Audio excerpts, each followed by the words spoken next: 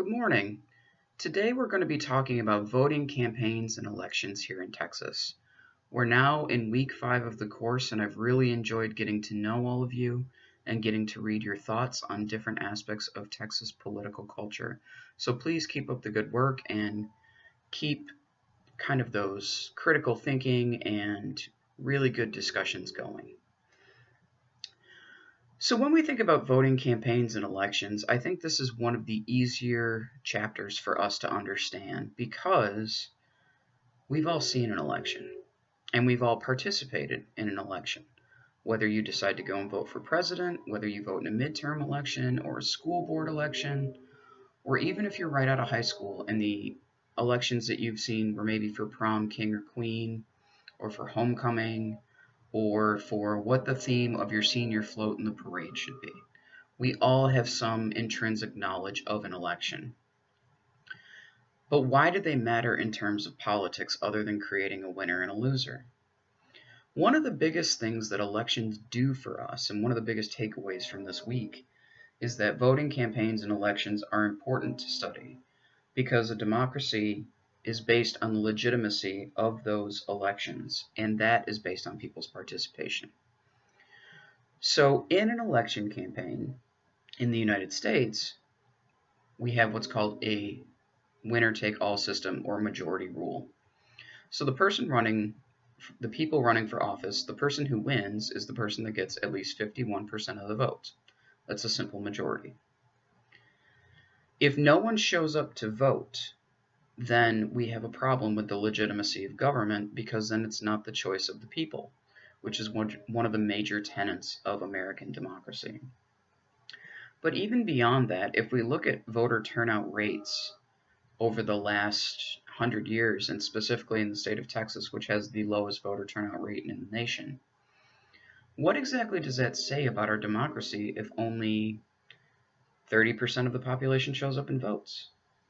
Can you really say that you represent a majority of people if you can't get the people to show up? Yes, you represent a majority of perhaps the 30% that showed up, but you're not representing a majority of Texans or Americans or whatever the case may be. And so that calls into question the validity and the legitimacy of these elections. For a campaign to be successful, it needs two resources. It needs people and it needs money.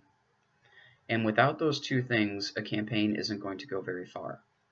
So here in the state of Texas, it costs many millions of dollars to run for office. Most people are not independently wealthy, right? Most people don't simply look at their savings account and go, oh yes, I'm going to run for senator today. And so you have to get money from somewhere in order to run an effective election campaign.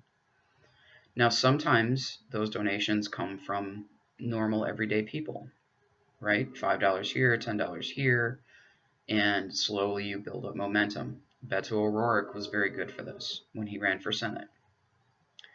Other times, however, those donations may come from interest groups, they may come from political action committees, they may come from various places from people that say, yes, I'll support you now, but once you win and get into office, then I expect you to support the policies that I want, that I need, that my constituents are interested in. And of course, the candidate will always take the money because it's expensive to run for office. But how does that affect the legitimacy of the election once they get into office? Are they then beholden to those people that made significant campaign contributions once they actually win the election? Likewise, you need people in order to run an effective election campaign. Whether it's staffing your offices, whether it's knocking on doors, whether it's helping you to fold leaflets to hand out to people, whether it's gathering signatures, whatever the case may be, people are the cornerstone of an effective campaign. So if you think in the state of Texas, we have a really big state here, right? And if you're running for Senate, you have to run across the whole state. There's no way that one person can be everywhere at one time in the state of Texas. It is simply geographically impossible. And so what they rely on are their volunteers to get out, to talk to folks, to motivate them to vote, to call and remind people to vote, and do all those things. If you don't have these various components in your campaign, you will not be successful. So as you're going through the material this week, I want you to think about a few things. Think about how Texas as a state denied the right to vote to many minorities for a long time. If one of the cornerstones of democracy is that everyone has the right to vote, then how does that work out when people are denied the right to vote at a state level? And does that affect the legitimacy of the democracy? And then I also want you to think about why, potentially, the Republican Party has been so successful in the state of Texas in terms of winning elections, in terms of running successful campaigns. And then think possibly about the future, a little thought exercise about how Democrats might be able to regain some footing here within the state and what that might look like in terms of our political choices. Have a great week, guys. I hope you're surviving the semester well, and I'll see you next week with another micro lecture.